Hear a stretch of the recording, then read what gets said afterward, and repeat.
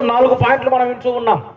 మొదటి పాయింట్ కరుణింపుము, అతను చేసిన ప్రార్థనలో కరుణింపుము. రెండవ పాయింట్ తుడిచివేయుము. మూడవది కడుగుము. నాలుగవది పవిత్రపరచుము.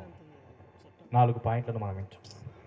మొదటి పాయింట్ ఏంటంటే దేవా, ఏమంటున్నాడండి?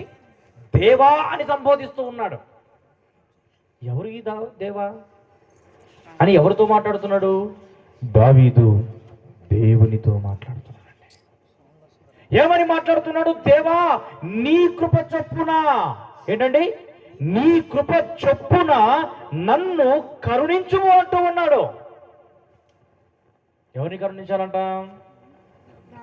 దావీదు అనుకోవచ్చు కదండి, నేను పాపం చేశానులే, నన్ను అడిగేవాడేవాడు, నాతో మాట్లాడేవాడేవాడు, నా ఎదురుగా వచ్చి ఈ పాపం చేసింది నీవే అని దమ్ము ఎవరికి ఉంది అని అనుకుని ఉండవచ్చు.